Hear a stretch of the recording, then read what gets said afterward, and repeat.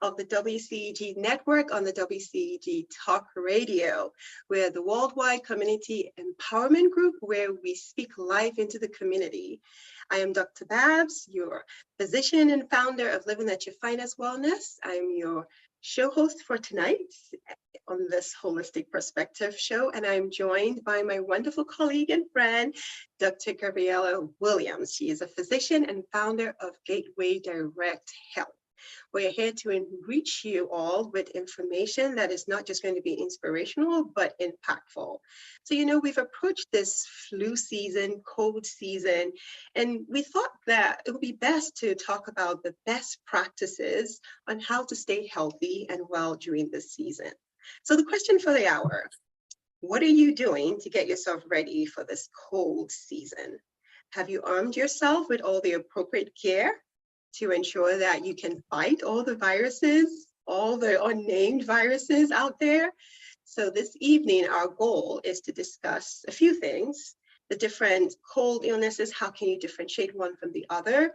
We're also going to talk about how to prevent and how to treat naturally. Of course, you get to speak to your doctor to, navigate through what it is, but naturally, how do you prepare yourself? And then we'll end with commonly asked questions. But before we get to that, please tag your friends, right? Tag your friends, let them know that we are live. You don't want to hear this information all by yourself. We are live on YouTube, Instagram, Twitter, even the WCEG Talk Radio Network. So we also have an app, just in case you didn't know that. You can download that on Apple and just follow along. Again, we're here to make a meaningful impact so that you just able to support your health and wellness goals. Now, I do have two announcements. All right, the first one is the information that we're sharing today. It's all informational, right? Educational as well. It doesn't serve as a patient, relationship with the viewers. We're not privy to your specific needs, so you do want to consult your own doctor for your specific needs. And the second thing is that the views and opinions expressed by the host or any other guest is really our own views and not of the WCEG network. So I always like to start with a quote, and the one I have today is "A healthy outside, right? It starts on the inside," and that is by Robert Urich. So I want to warmly welcome Dr. Williams to the show. Can you please tell us a little bit about you and what are you doing to protect yourself? How are you advising your patients to get ready for this cold season?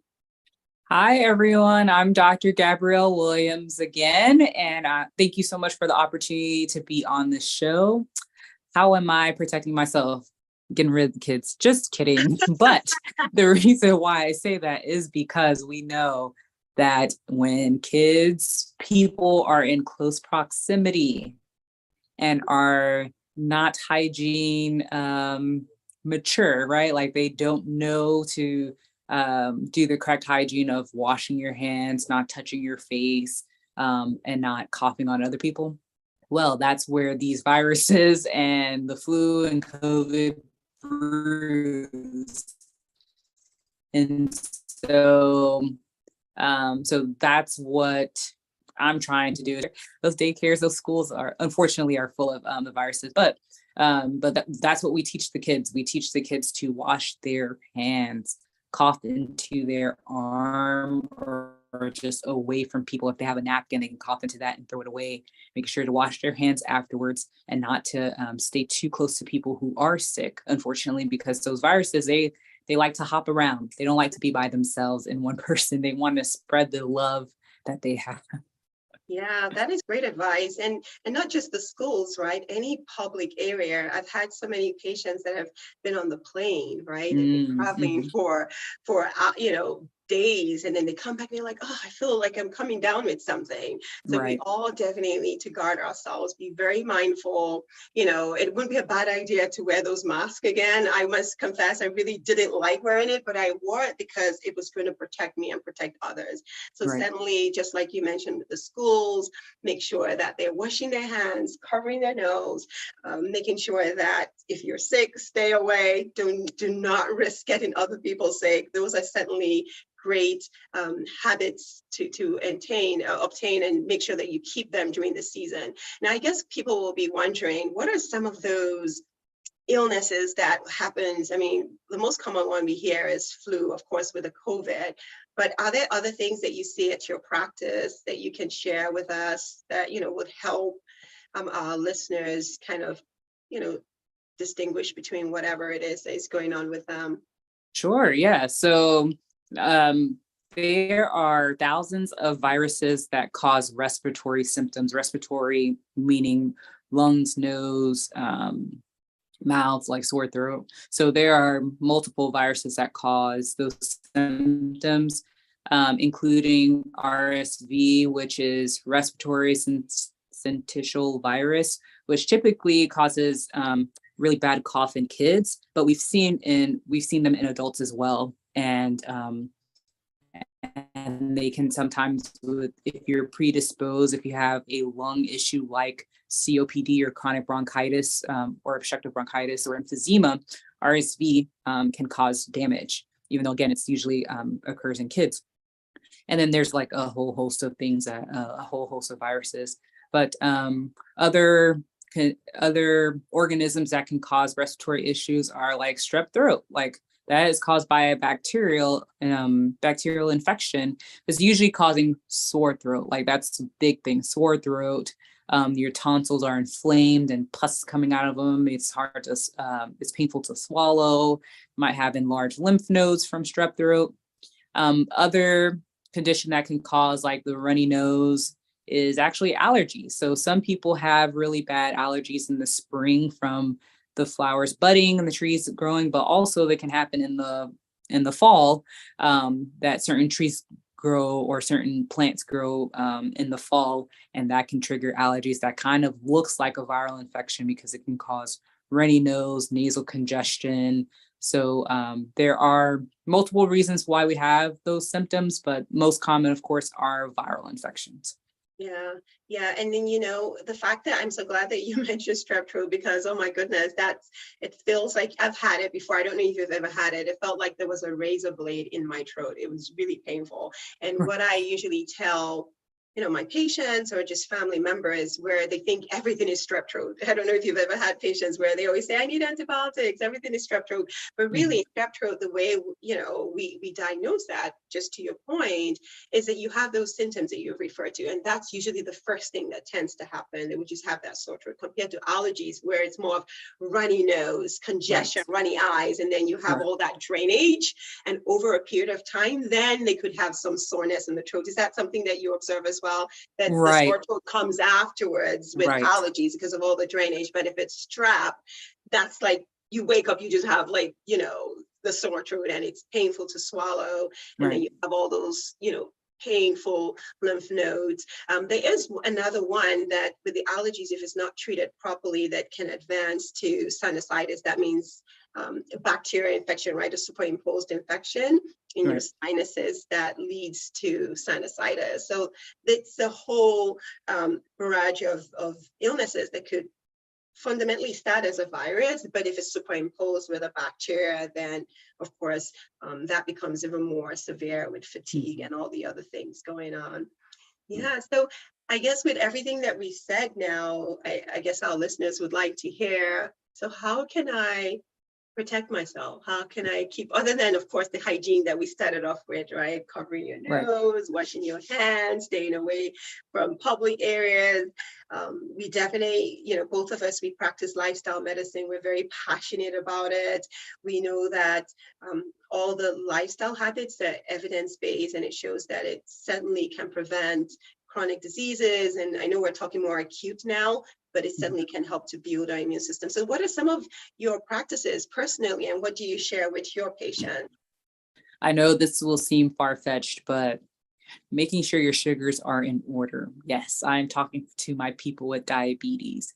Viral infections can cause damage in patients with, or more damage, I should say, in patients with diabetes and don't, right? Like when COVID was at its peak, that's who we saw was predisposed to being hospitalized or increased risk of a bad event with COVID are people who had diabetes, who had high blood pressure, And so one of the ways to protect yourself during the season is to get those things under control now, like, or before, but definitely now. Like if you needed a motivation, now's the time. Now is the Is to get time. your sugars under control and get your blood pressure under control. Yeah. Other things that I've seen people do are take vitamin C.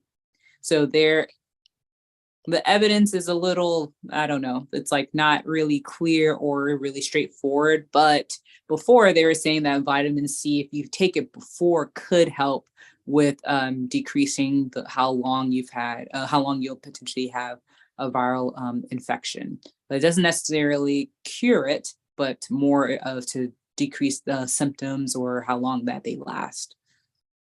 Yeah. Yeah, And those I are know great points. in my Caribbean culture, it's lemon, garlic, onion, cayenne pepper, and honey. You take a shot of that. Yeah, I have my concussion somewhere. I'm looking for it Yes. because everything you said except the lemon is right there. I have my turmeric. Turmeric is actually part of it. I don't know if you guys add turmeric, but I Mhm. have my turmeric, black pepper, cayenne pepper, garlic, and ginger. Yes, so I sprinkle it, I walk around with it. Now with my lemon though, I mix that in my water in the mornings. In my Yeah. So, but it is real. I mean, it does help because the whole idea is that we're really trying to build our immune systems, right? Trying to get those soldiers ready for war because Right. our bodies naturally have them, but we just need to arm them. We have to give them the strength to be able to. And speaking of strength for the soldiers, the foods that we eat matter, right? Just like you said with the sugar, making sure that any chronic disease is well managed. It's the same thing with our gut.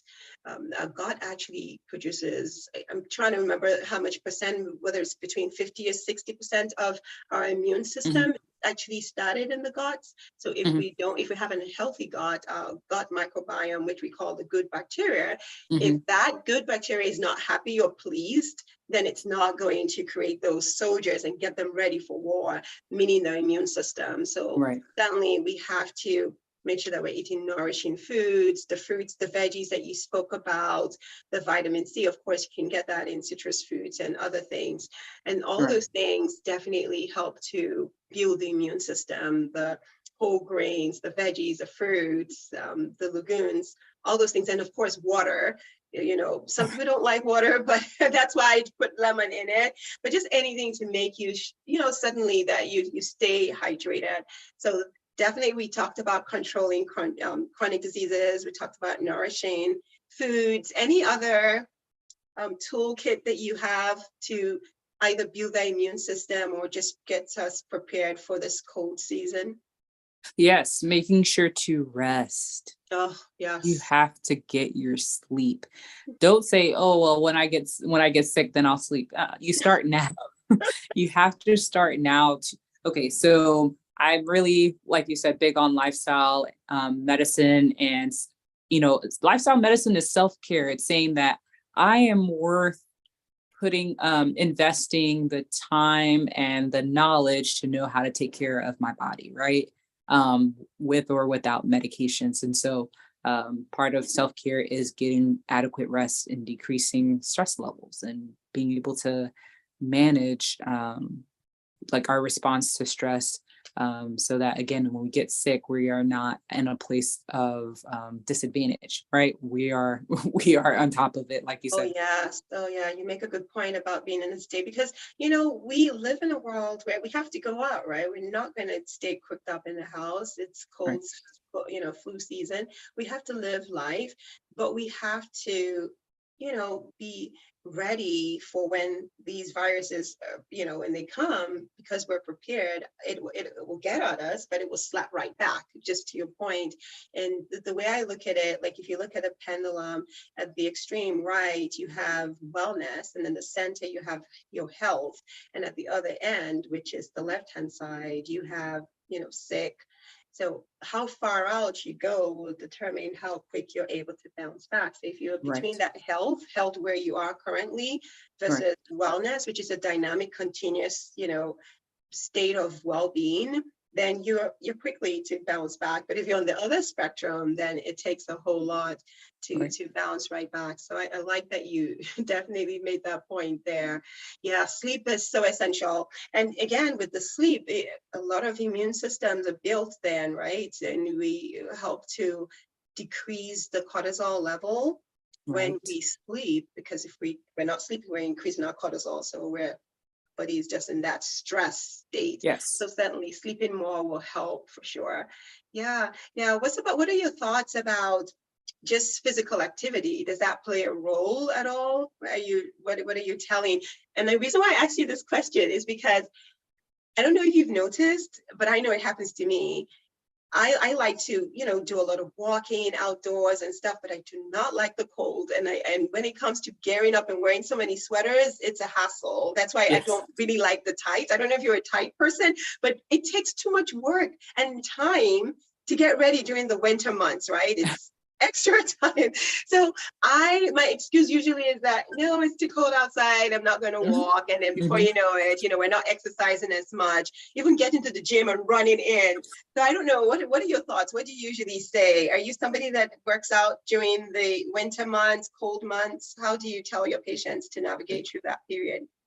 No one hates the cold more than me. So, okay, so we're in the same. I thought I was the only one, because I've seen people run and no one hates the cold more than me. But also, though, yes, it is great to get our exercise outside because we get our vitamin D, we get our sunlight, we get our fresh air. But if cold is a limiting factor, we are not going to let it stop us from getting our our exercise all together. And so guess what's free? YouTube. YouTube is free. And there are people who post like 15, 20-minute workouts that you can just do several reps to and get your exercise. If you don't want to get a gym membership, you don't have to necessarily have to pay for one, but the community centers, I know you just have to run real quick to get inside, but the community centers usually have a place where you can walk around and, go around on a track for 10 times and you're walking a mile. But yes, physical activity has everything to do with preparing for sickness. And I liken it to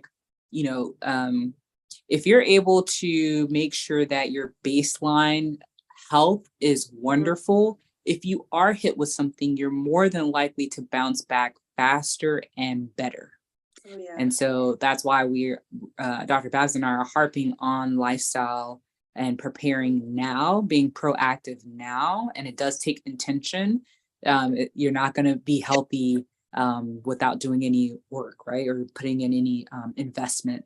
And so, yes, physical activity, nutrition, adequate sleep, decreasing stress, those are all helpful to make sure that your baseline health and wellness is optimal. And so if something were to happen, you'd be able to bounce back quicker and better. Yeah, and it reminds me of this quote that says, if you do not make time for wellness now, you are going to be forced to make time for the illness, right? Have you heard that one before?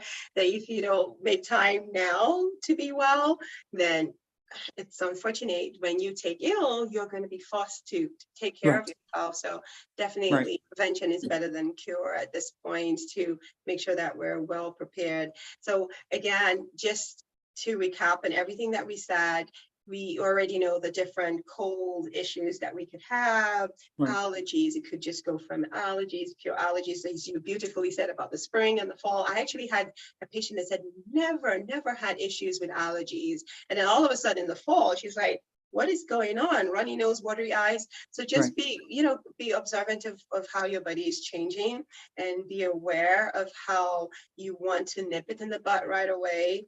If you're not feeling better, especially what we typically say and what the evidence has shown is that if the regular medications, the antihistamines, which helps with the drainage, changing your filters, making sure that you wash your hands with all of that so you don't bring pollen in, the usual stuff. If all of that you're doing and you're just not getting better and you're even feeling more sick, then definitely you want to talk to your doctor, because you might at that point need antibiotic. Of course, they have to examine you and confirm that.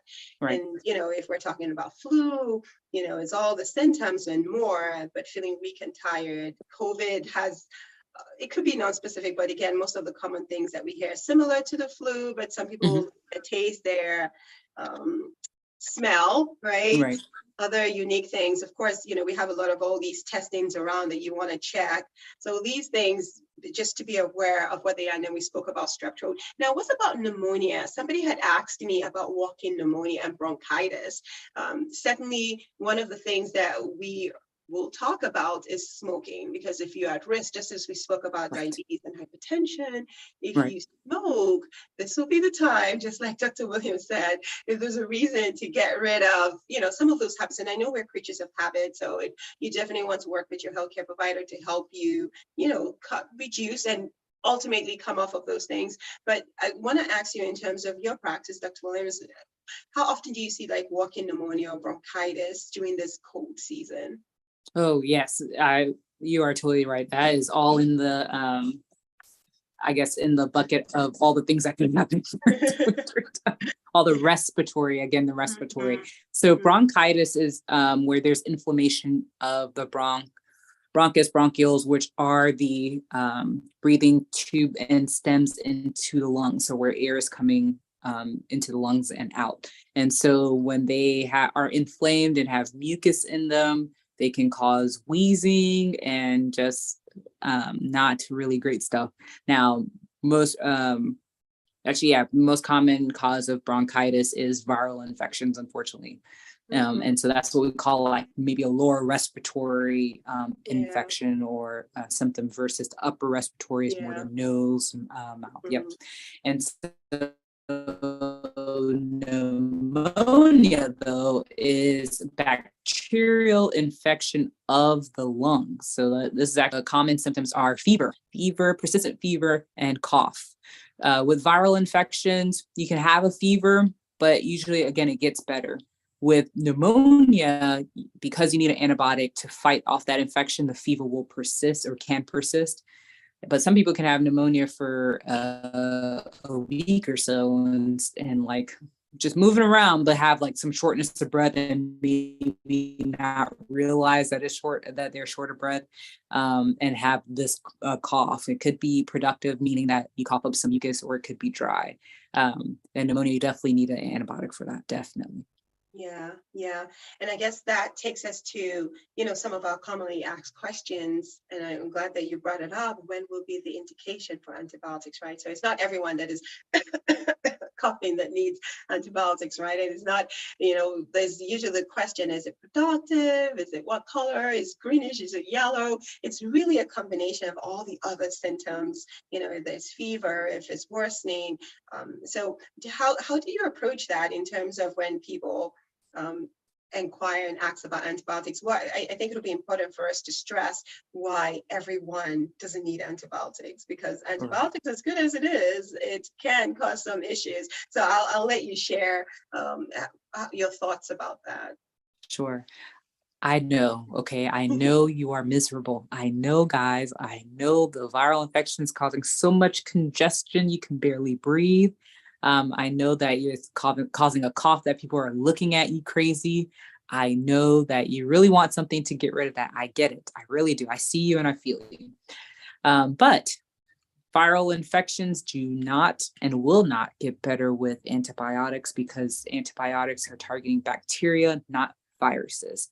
And so and that's one thing. Second thing is, when we're giving antibiotics that aren't indicated, that means that we're giving antibiotics for something that's not a bacterial infection, we are potentially increasing risk of drug side effects, right? So now you're taking a medication that you don't need and potentially getting the side effects from it. Like with ladies, we might get a yeast infection from it. For men and women, you might get diarrhea from it, because antibiotics are killing bacteria, and it doesn't decide if it's a good one or a bad one. And so that can mess with our gut microbiome, like you talked about. And also the third thing is, when we're giving antibiotics, they're not indicated. Bacteria are very, very, very smart. They are very smart. They said, oh, this antibiotic, let me figure out a way for me not to be susceptible to this next time. Let me figure out a way to change my DNA so that if I see that antibiotic again, I'll be able to fight it and fight the body that I'm in. And so now we're having to because the ones that we've tried before, unfortunately, we have overprescribed them. And so they are not working as well. And so now we have to come up with more newer antibiotics. And so now our arsenal, we're decreasing how many weapons that we have in our arsenal. And I don't want to know what happens with other multi-drug resistant, right? That's what they're called, those bacteria, when they're drug resistant. I don't want to see the day when MRSA is resistant to the things that we've developed, we don't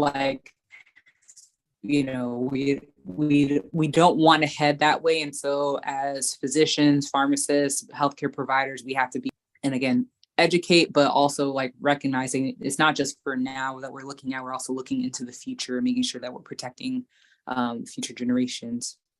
Absolutely. So yes. So well said. So well said. So I hope that Dr. Williams has been able to convince you, in case you're listening, because believe me, I've been guilty too. I was like, do I need some antibiotics? I need something. But again, when we're educated, they say, when we know better, we do better, right? So this is the reason. It's not that your doctors don't like you or your healthcare providers don't like you.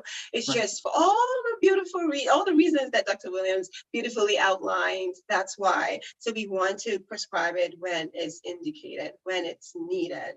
And so what are some of those things that you can do to minimize, just make you feel more comfortable? So some of the things that I recommend, and I've seen very helpful for not just me and my family and my patients, is, a bedside humidifier. If you need, you can ask your doctor for a Albuterol just to help open up those lungs so that you're not feeling all tight, right? Even though this is one of the commonly asked questions, I found personally that, because I do have allergies, and if I'm not drinking enough water, or if I'm eating a lot of dairy, then I have a lot of thick mucus. So you might see some school of thought says cut back on dairy, ice cream, all those sugary things, because sugar is inflammation. If your body doesn't recognize it as food, then the bad bacteria are happy. Yeah, we're feasting on all the sugar, and then the good bacteria is not doing the work that it needs to do. So there's some things that you can do to help, just alleviate the symptoms that you're having. So stay hydrated, lots of fluids, water. If you're into essential oils like the peppermint oils, that's really good. Other things that you can do to just help open up those lungs, change your filter suddenly, bedside humidifier. Let's see, any other tips that you have there to help with those symptoms as during that period? Take the days off that you need to take. Yeah, I know our culture is, I got to work through my sickness. You're not helping anybody, and you're not helping yourself. If anything, you're kind of potentially prolonging your symptoms and then infecting other people. And so I understand, we got to make the money, we got to do this. But if your health is, if you're not feeling well, take the days off that you need, and make sure you sleep your 12 hours, because your body will tell you we are out for the rest of the the next few days. And then, again, we're usually tempted. I'm the breadwinner of the house. I have to work to bring money. But unfortunately, if you collapse and you just break down, then you're not going to help the home. You're not going to help the family. So we all need to always remember that. And certainly some of the additional things in terms of the immune system is, the zinc. There is studies that have shown that zinc, you do need to ask your primary care provider, what is the specific amount that you need? About the vitamin D, 10 to 2 p.m. is usually that period where you get the maximum amounts, 15, 20 minutes. Just vitamin D helps to build your immune system. There's the beta carotene that you see a lot in sweet potatoes and broccoli and the fruits and veggies. I think you can never go wrong with any of them. If you eat the rainbow, eat the colors, that definitely helps. So we said C, D, zinc, and the typical fruits and veggies suddenly. So this has been great. I hope that this has been helpful. I don't know if there are questions. Please throw the questions at us. We've already mentioned some of our commonly asked questions. I think there is one. Let me pull it up and see. Oh, okay, good question. So the question is, what causes the mucus to change colors, yellow to green? You want to take that one? Yeah, bacteria. Ooh. I'm telling you, those buggers are smart. It's so usually like with the clear mucus, it's not inflamed or infected, I should say. Clear mucus is really not a sign of infection. It can happen from the allergies we talked about, could happen from viruses. But yes, when it's changing to yellow and green, that's pus, purulent material. And that is the body literally trying to fight the bacteria. And so it's the white blood cells, the bacteria all mixed in one. And that's what makes that pus, pus look. Same thing like with if you have an infection or a boil, if you were to, pop it or see what comes out of it, it's usually a white drainage. And again, it's the white blood cells, the immune system cells, the bacteria fighting against each other. And that's what it looks like. Yeah, definitely. You don't want to get those things mad. You don't want to get the bad bacteria angry at all. But yeah, so certainly if you start seeing the color change, you're just not getting better, please, please, please, please just seek help. Don't stay indoors and keep nursing it. We definitely want to distinguish when it's not getting better. Right. The conservative management, when do you need to seek treatment? And certainly when you go to your doctor, just they might consider, if depending on what part of the body, if it's upper versus lower, they could do a chest x-ray. But again, if you're smoking, please stop smoking, because that's just going to make it worse. It's not going to make it better at all. Let's see if there's any other questions. There is one commonly asked question. We talked about the vitamin C. Does it really help? Dr. Williams said that. We talked about the mucus. Does it get thicker or not with dairy and the antibiotic? There is one that I've just recently, a patient was asking that when it comes to allergies, there are things that they can use to just minimize it. I've seen and I've heard that prior to the season, you can, which depending on the state that you're at, you can have the honey, like I'm in Georgia, we're both in Georgia, like the Georgia honey, would just help prime your body. Just a little teaspoon of that. I've seen some people do that and it has worked. I've never really ever been able to start before the season, so I haven't done that. But that for some has helped significantly. So just getting yourself ready for that allergy season. And of course, your shoes, making sure that you don't wear shoes in the house, especially on carpet, because you're bringing things into the house, right? So those would be some things that I would say that you can do during the allergy season that can certainly help. And I've seen that it's helped. So that was a question that came up, that what are some things that I can do to help? And then ceiling fan. A lot of times people forget about that ceiling fan. And then you wake up, you find out that you're coughing more in the night and first thing in the morning. But that's because you're sleeping, all that dust, has accumulated. Yes. And so you definitely want to be very mindful of that. Yes. Well, I don't know if you have anything to add, Dr. Williams, before we begin to wrap up, and definitely want to give you an opportunity to share about your practice and how, if listeners want to get in touch with you. Yeah. So I forgot about the honey. That is a great cough suppressant. So that is something that you can find in your cupboard. And you can take that for a cough. So I have a concierge or direct primary care practice in Stockbridge. So I am south of Atlanta, and our goal is to provide accessible, convenient care, personalized care to patients, so that they are not having to wait months for an appointment. When they do have an appointment, there's no waiting room, because you're going straight in, you're spending adequate time to be able to address your concerns. And then you have access to me to be able to ask your questions afterwards. Or if you have something urgent that comes up, like a cold or like allergies comes up, you don't have to spend hours in urgent care for something that we could help you with. And so that's why I started the practice, and that's my goal, is to provide that to the community. You can find me at Instagram, TikTok, Facebook, at Dr.Notms, so Dr.Notms, as well as my practice website, gatewaydirecthealth.com.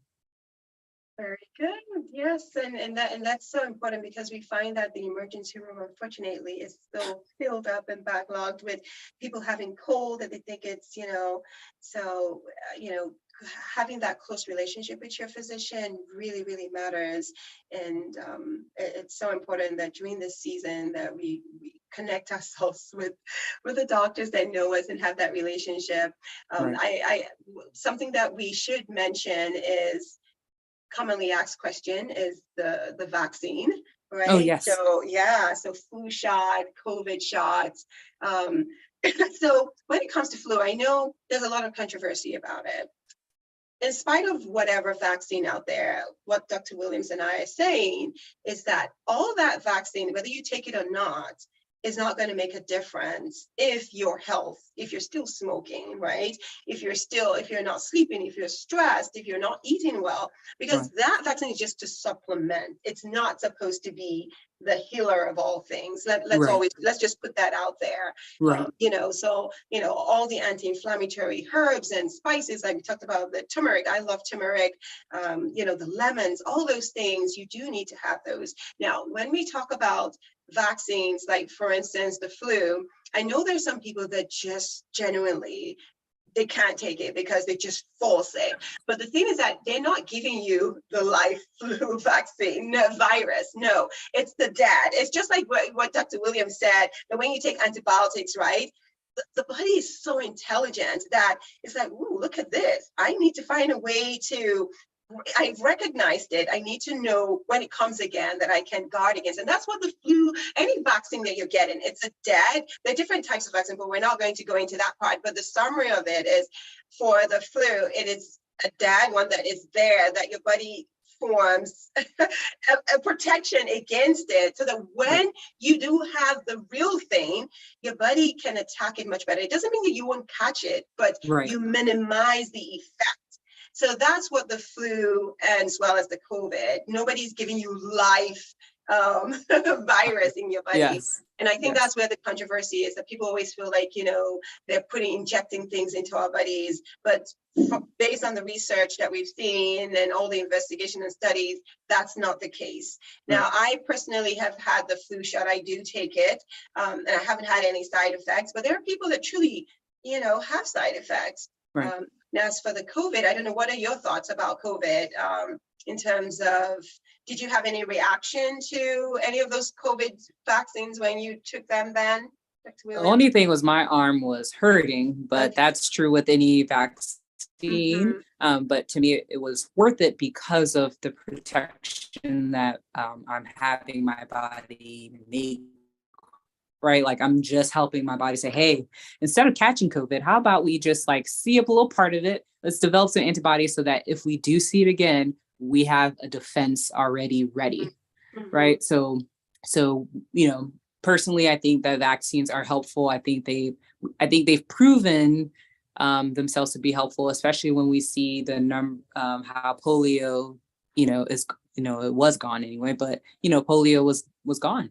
The mumps and measles and rubella, they were on the way to eradicating them. And so, yes, I know that it's new. And so that makes it feel unsafe or makes it feel like, okay, I should be apprehensive. And I understand that. I understand also how we're worried that, pharmaceutical companies are trying to make money off of us. I get all of that. But I just say that, hey, if this is something that can help me, let's just go ahead and do it. Let's try it. Yeah. And then, I mean, that was so well said. And the question is there a new COVID vax coming out? Have you heard about it? I know that there's the RSV, right? You talked about that at the beginning a little. Yes. We're hearing that there's a new, like I've seen patients where they tested negative for COVID, they don't have flu. Okay, what is it? And it's not allergies. So the question is it RSV? So, I don't know. When it comes to the standard ones, I've heard, though, that some of those, depending on the test that you're doing, just because it's negative, you might need to do a series of them, right, before it comes back positive, because there's a period where the viral load will show. Right. So just because it's negative. If you haven't, they say if it smells like, if it sounds like a dog, it's a dog. That's my take on it. Now, whether Right. there's something else coming around, I do not know. So Right. I don't know what your thoughts about that. Have you heard of any new COVID vax? So yeah, there's like the new COVID vaccine, I think it's quadrivalent, like it's just a little bit tweaked different from the previous ones. And so they've discontinued the old ones because I guess they found that these are more effective.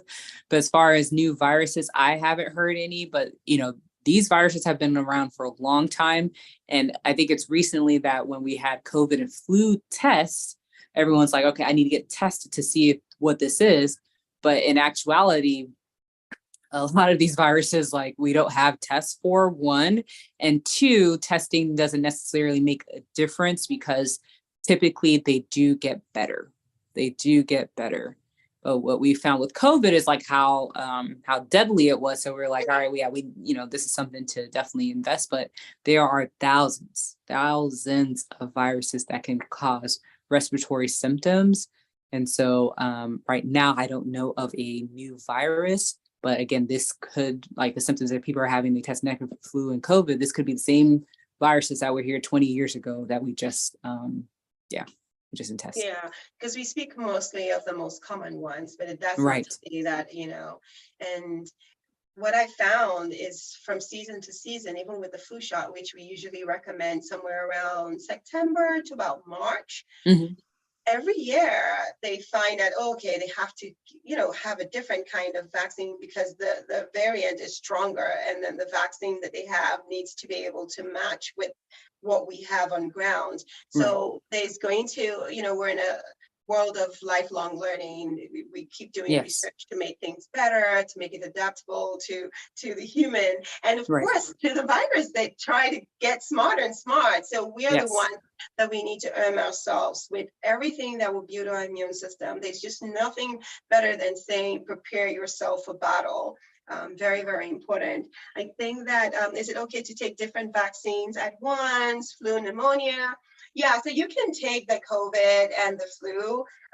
In terms of pneumonia, that's a good question. I'm so glad you asked that question. So pneumonia, I mean, they have, and that's just the beauty of technology and the health science, because we used to have the 2, the 13, and the 21. Now the 23. Now we have just got one. The whole idea is just making the efficacy and all of that. So the question is, who needs to get the pneumonia? You do have the one that you get in childhood, and then you have the one when you're older. Certainly, if you have any chronic diseases, just like Dr. Williams said, you have to make sure that those are well controlled, because those are the ones that your immune system is suppressed, the virus or the bacteria can overwhelm. So with the pneumonia, it depends on when you last got it, will determine if you can get it with other things. That will be the best response that I can give you. But certainly you can get the COVID and the flu together. I don't know if you wanted to add to that in terms of the pneumonia. No, I agree. Definitely COVID and flu can go together, and pneumonia depends on when's the last one, how many you need, all that kind of stuff. Yeah, definitely. Well, this has been great, wouldn't you say? Yes, that was true. I learned something. Yeah. Turmeric. And oh yeah, same here. Yeah, it's always good to have these conversations, because that would also bring to my forefront what I need to do to protect myself and myself. Yeah, so I really hope that this has been helpful to all our listeners. Thank you all so very much for joining us. So as our time comes to a wrap, again, we are here to serve you. We are here to provide information. We want you to stay healthy and well, because you certainly deserve it. And we welcome your engagement and questions. So please stay in touch with the WCEG Network. It's all about your optimal well-being. And as we pat today, I like to always leave a nugget with you. And this one says, good health is not something we can buy. However, it can be extremely valuable saving account, right? And I think this is so appropriate. It's a savings account, right? So if we, do all the things, move, walk, sleep, reduce stress, it's a savings account that will serve you when you need it, right? And this is by Anna Wilson. So thank you again, Dr. Williams. I appreciate spending this time with you. And We thank all our listeners. So we'll be back next month, the third Tuesday, same time, 6 p.m. And until then, we want you to take good care of yourself, right? Because you deserve it. Take care and God bless.